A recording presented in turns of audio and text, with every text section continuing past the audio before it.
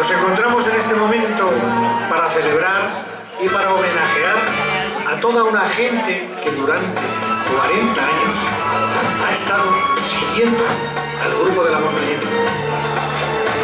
Capitaneados por Raimundo y Marisol, bien lo han hecho, que bien dura. Y por ello nos encontramos aquí para, y en su nombre, agradeceros a todos vosotros, los que estáis ahí sentados, y aquellos que no habéis podido estar por motivos obvios, que quizás nos estáis viendo desde otra esfera, desde el cielo. No me quiero extender demasiado porque hay mucho que trillar esta tarde y mucho buen artista que tiene que salir.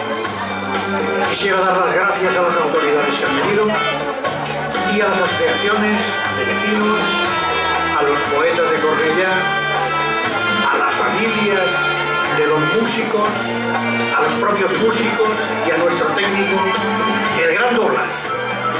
Con ello voy a dar paso y vamos a comenzar el espectáculo. Muchas gracias. Quiero de ustedes, Emilio. Gracias. Muy buenas.